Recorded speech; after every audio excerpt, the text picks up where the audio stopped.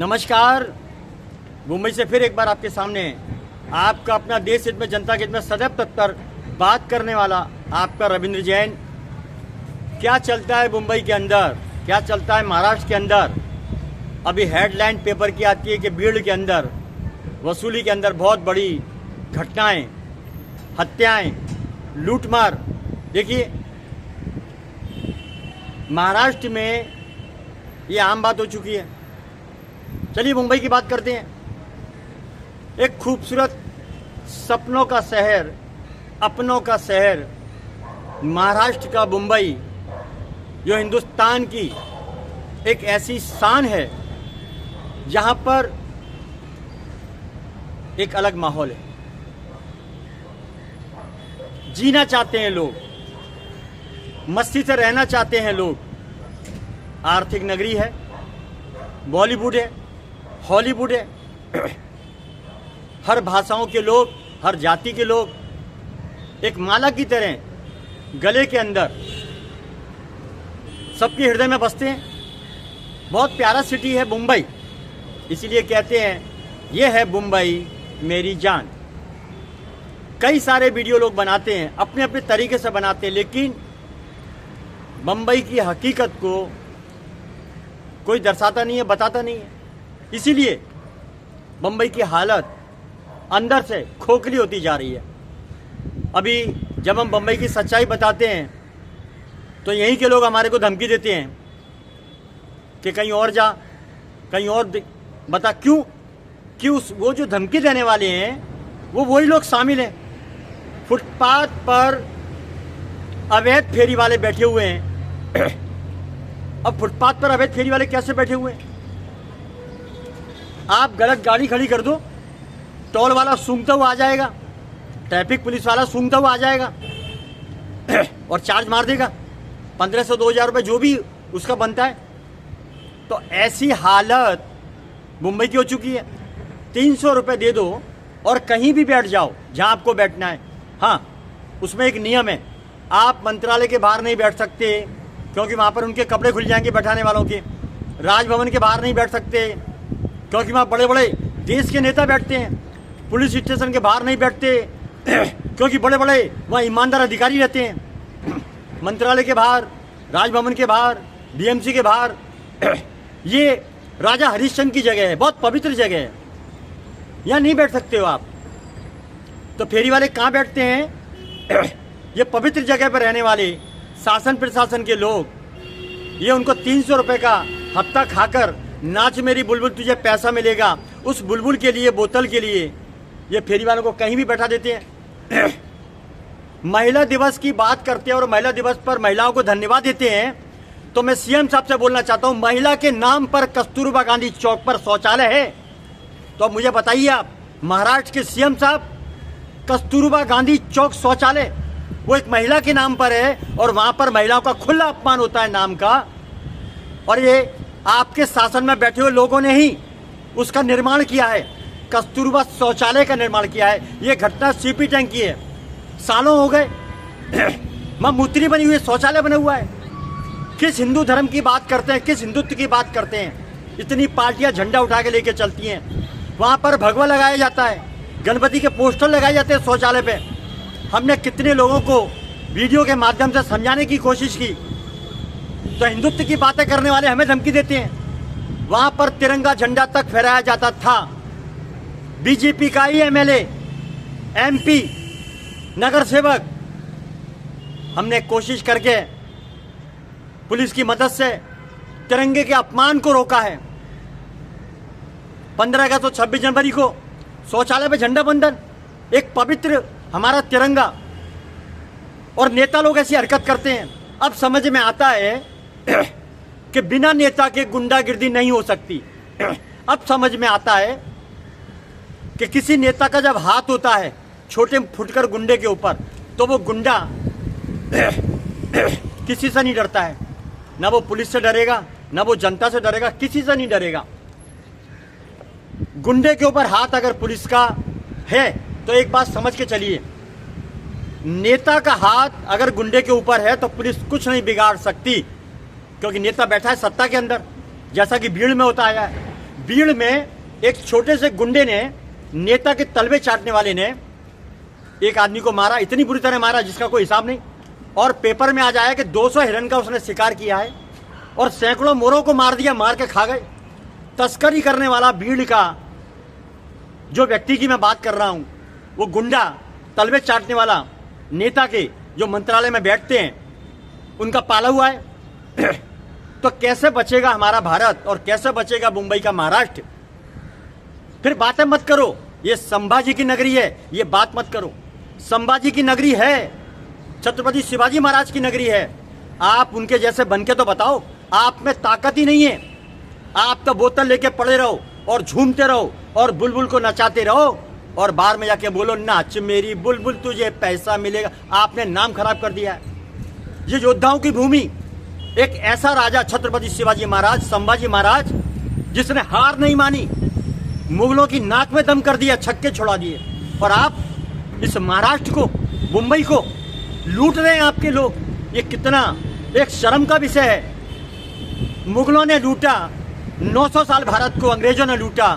अब आप वही काम कर रहे हैं जो मुगलों ने काम किया।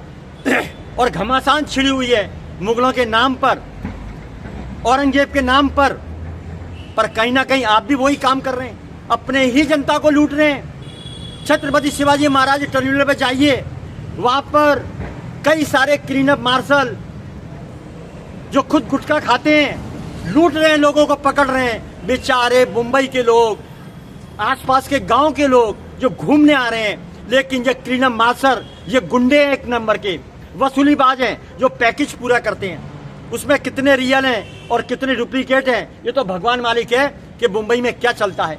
लुटेरों का सिटी हो चुका है ये मुंबई। नेता लूट रहा है, क्लीनअप मार्शल लूट रहे हैं। कार पार्किंग के नाम पर 200, 300, 500, 1000 रुपए, गले में मशीन लटका ली या मोबाइल ले लिया, उसमें डाल रहे हैं। कोई सुनवाई नहीं, कोई कार्रवाई नहीं, वो बीएमसी के है ही नहीं, लेकिन लूटा जा रहा है। इसमें कौन मिला हुआ है? ट्रैफिक पुलिस, नजदीक का नेता। अरे शर्म कर लो, अरे भिखमंगो शर्म कर लो।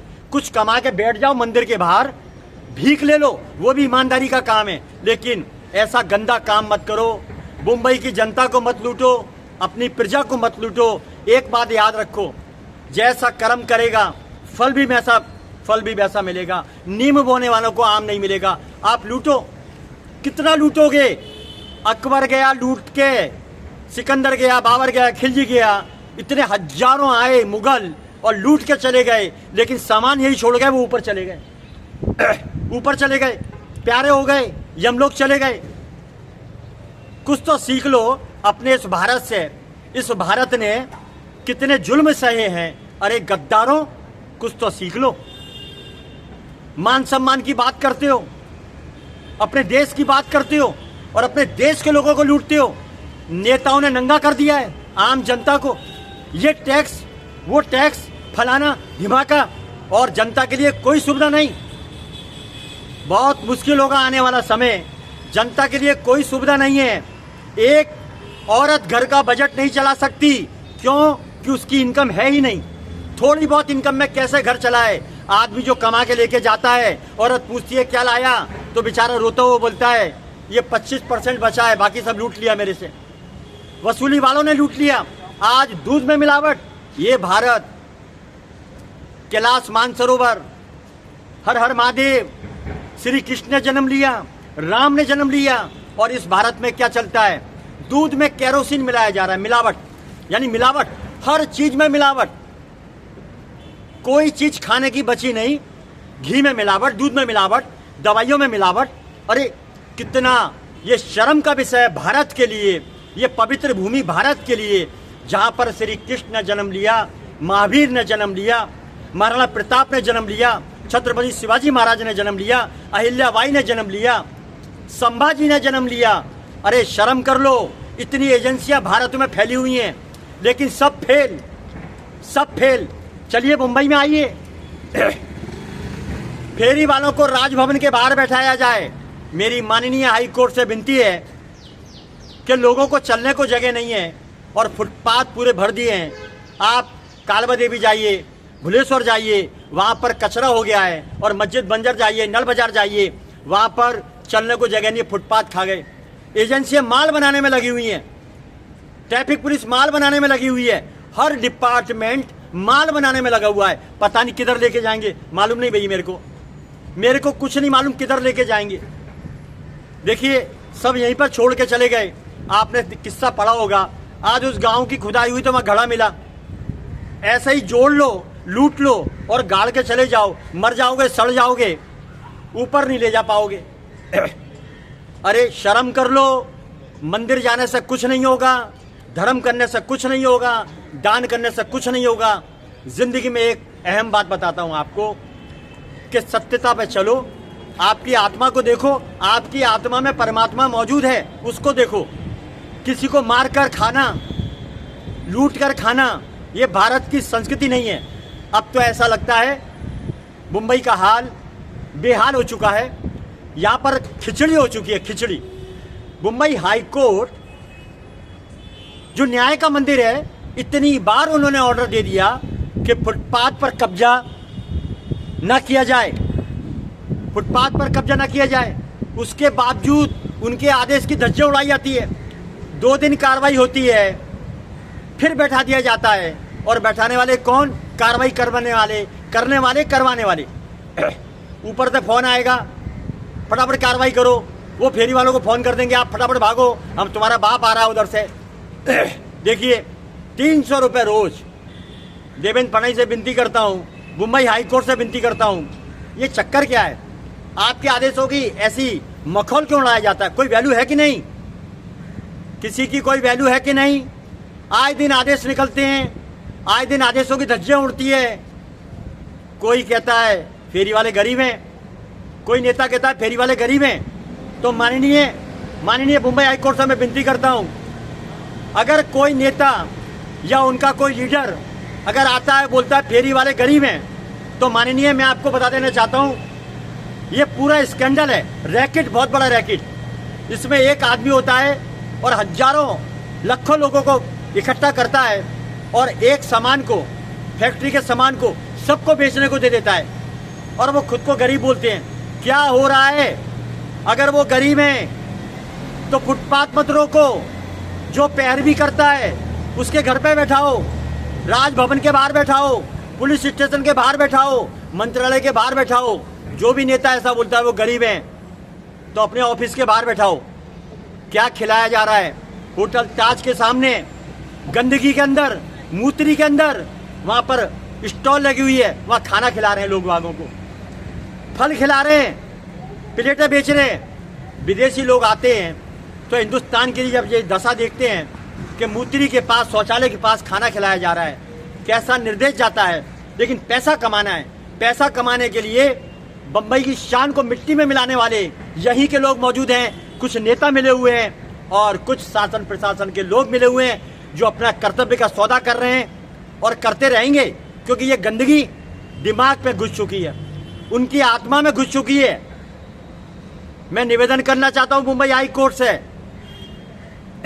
आप बीएमसी को टाटा के हाथ में दे दीजिए एक बार, क्योंकि यहां पर कोई सुनवाई नहीं होगी। बीएमसी को टाटा को सौंप दीजिए, मुंबई स्वर्ग हो जाएगा, स्विट्जरलैंड हो जाएगा, लंदन हो जाएगा, पेरिस हो जाएगा। मेरा वादा है, गारंटी है। ये टाटा को सौंप दीजिए, सफाई व्यवस्था टाटा को सौंप दीजिए। कैसी हालत कर दी है, इनको शर्म नहीं आती? हर स्टेशन पर बैठे हुए हैं, भिखमंगों की तरह बैठ जाते हैं फेरी लगा के। कोई गरीब नहीं है, ये पूरा रैकेट है। स्टेशन के अंदर, अंदर बाहर सिर्फ छत्रपति शिवाजी महाराज टर्मिनल है, उसके पूरा फुटपाथ आप देखिए, पोस्ट ऑफिस है, पूरा पोस्ट ऑफिस घेर लिया है। ये स्कैंडल, ये रैकेट, माननीय मुंबई हिंदुस्तान का सबसे बड़ा पोस्ट ऑफिस है, छत्रपति शिवाजी महाराज टर्मिनल के बाजू में, और डीसीपी जोन ऑफिस ठीक उसके सामने है। उसके बावजूद इतना बड़ा रैकेट काम करता है कि पुलिस की निगरानी के सामने ये फेरी वालों ने पूरे पोस्ट ऑफिस की फुटपाथ को घेर के रखा है। अब आप अंदाज लगा लीजिए कि बीएमसी सामने है। अब आप बताइए, कोयले की दलाली में हाथ सभी के काले हैं, किसी के कम है, किसी के ज़्यादा हैं, पर काले हैं। बहुत बड़ा रैकेट है माल का, ये ऊपर तक फैला हुआ है स्कैंडल। मैं विनती करता हूँ मुंबई हाई कोर्ट से, और अब विनती करूँगा देवेंद्र फडणवीस से कि मुंबई बचा लो। मैं पूरे महाराष्ट्र की बात नहीं करूँगा, सबसे पहले ये आर्थिक नगरी है, आप मुंबई बचा लो। मैं किसी वजह से बोल रहा हूँ, आप मुंबई बचा लो। आप जब निकलेंगे तो एजेंसियों को फ़ोन कर दिया जाएगा, सीएम साहब आ रहे हैं, रोडे वोडे सब बराबर रखना, जो फुटपाथ पर बैठे हुए उनको भी हटा के रखना। ऐसा नहीं चलेगा, आप आराम से रहेंगे और जनता तकलीफ में रहेगी। तो ऐसा शासन, ऐसा शासक ये पाप का भागी होता है। मैं आपको बोल रहा हूँ, आपको योगी स्टाइल में सीएम बनना पड़ेगा, और जो उत्तर प्रदेश के सीएम है योगी आदित्यनाथ, उन्हीं के स्टाइल में मुंबई में 2, 5, 10, 12 को ठोकना पड़ेगा। तब जाकर बम्बई की एजेंसियों में और बम्बई के गुंडों में, तौर तरीके में, शासन प्रशासन में, तब जाके कहीं सुधार आएगा। मैं विनती करता हूँ हाथ जोड़ के, एक भारत है, श्रेष्ठ भारत है, और ये बम्बई की शान है। ये नेता लोगों का क्या फंडा चलता है, कभी भाषाओं पर चर्चा करते हैं, कभी किसी पे चर्चा करते हैं, कभी पर प्रांतीय पे चर्चा करते हैं। भारत एक है, पहले देश का विकास करो। ये नेताओं की रोटियां जो सेकने की आदत है, यहाँ पर वास्तव में योगी शासन होना चाहिए, इससे कम नहीं। मैं देवेंद्र फडणवीस से विनती करता हूँ, लोगों ने आपको चुना है, दिल से चुना है, और लोग आपके अंदर एक ऐसी चीज देखते हैं, दूसरा योगी देखते हैं आपके अंदर। तो कम से कम आप सत्ता की परवाह मत करिए, जनता आपके साथ है, आप काम करिए, जनता सब समझती है और सब देखती है। आप ये गंदगी साफ करिए, आपके मंत्रिमंडल में, सत्ता में, पक्ष में, विपक्ष में, शासन प्रशासन में, आपके पास एजेंसियां हैं, आप कुछ करिए, गंदगी साफ कर दीजिए, ये पुण्य का काम है। नहीं तो राम तेरी गंगा मैली हो गई, पापियों के पाप धोते धोते, ये गाना चल जाएगा। फिर आप कुछ करिए। मुंबई को गंदा होने में, गंदा करने वाले, भ्रष्ट करने वाले, ड्रग्स माफिया, कितने प्रकार के जो माफिया हैं, इन सबका मकड़ा जाल फैला हुआ है। अरबों खरबों रुपए रोज के भर भर के यहाँ से मुंबई से कहाँ पर जाते हैं, ये वसूलीबाज कहाँ ले जाते हैं, इसके पीछे आपको पड़ना पड़ेगा और उन्हें ठोक दो। तारीख नहीं, सीधा फैसला ऊपर जाओ, ऊपर जाओ, यमराज के पास जाओ, ये करना पड़ेगा। क्योंकि एक कहावत है कि प्रथम राष्ट्र, पहला धर्म है हमारे राष्ट्र को बचाना, पहला धर्म है राष्ट्र को बचाना, उसके दूसरा धर्म है अपनी जनता, अपनी प्रजा को सुखी रखना। तो नेताओं, तुम ये सुधर जाओ और लूटना बंद कर दो, जनता को सुखी रखो, तो देश तरक्की करेगा। जब देश तरक्की करेगा तो भारत विश्व गुरु बनेगा, ये याद रखिए। वरना तुम लूटते रहना, लूट लूट के जनता को नंगा करते रहना, एक दिन ऐसा आएगा, विनाश हो जाएगा। जैसे 900 साल भारत गुलाम रहा, कहीं फिर से इसी तरीके से चक्रव्यूह में फंस जाएगा। याद रखिए, महाराष्ट्र की पवित्र भूमि है, संभाजी की भूमि है, इसे बचाना आपका दायित्व है। सीएम देवेंद्र फडणवीस से विनती करता हूँ, मुंबई हाई कोर्ट से विनती करता हूँ, जो भी रैकेट चलते हैं मुंबई के अंदर, वहां पर आप सख्त कार्रवाई करिए, ठोकिए, तारीख नहीं, फैसला कर दीजिए। नमस्कार, मैं हूं रविंद्र जैन मुंबई से, फिर आऊंगा नए विषय के साथ। जय हिंद।